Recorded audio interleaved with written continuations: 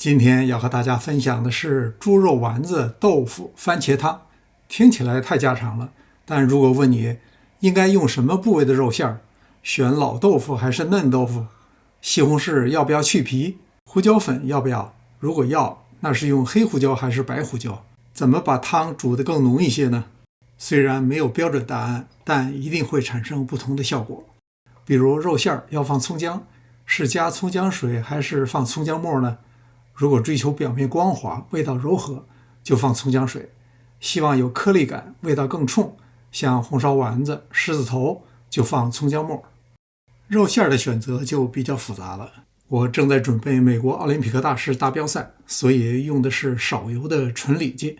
不過五花肉也不適合今天這道菜，一般會用前腿肉，脂肪和筋膜適中，丸子的質感和味道最好。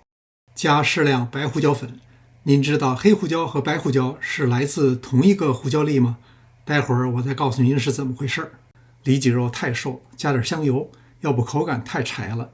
加蔥薑水也可以彌補這一缺陷。蔥薑水是用溫水泡的，這時候肉餡也是鬆散的，攪拌起來比較容易，不過會越攪越費勁。我用這招，既快又省力，效果還好。據老輩人講，過去用手動要花1個多小時才能達到粘稠又富有彈性的效果。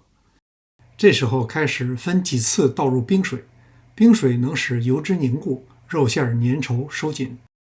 視頻開頭我羅列了一堆問題，這兒又有一個，要不要加澱粉？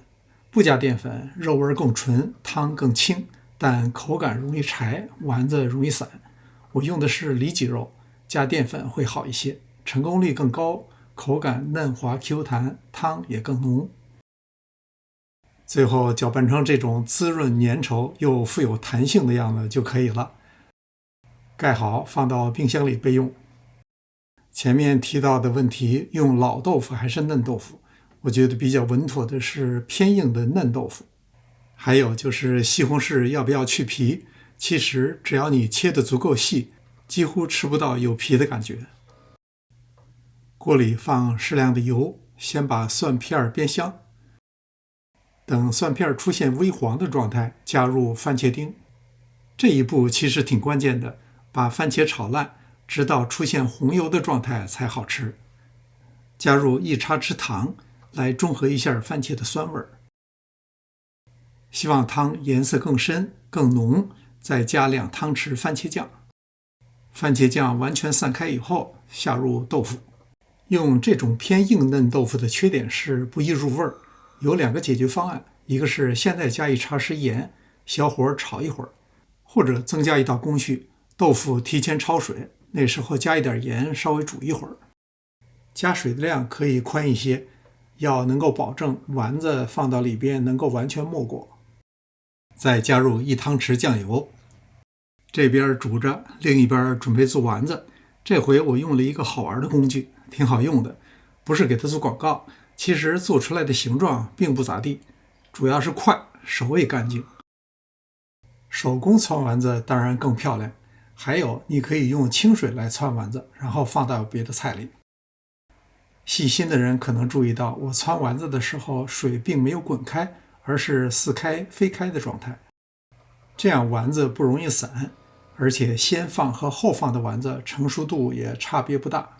如果肉餡太多，不要一次都放進去，煮熟一批先撈出來。像這種乒乓球大小的丸子煮7、8分鐘就可以，大一點的就煮10到12分鐘。提前撈出來的可以冷藏保存，留着下頓再吃。這道菜到這兒就差不多了，關火加香菜就可以上桌了。對了，關於黑胡椒和白胡椒，其實它們是來自同一顆胡椒果，果實沒有完全成熟就採摘，連皮曬乾變黑就是黑胡椒，果實成熟以後去皮曬乾就是白胡椒。感謝觀看，希望留言、點讚、訂閱，這會是對上師廚房的最好支持。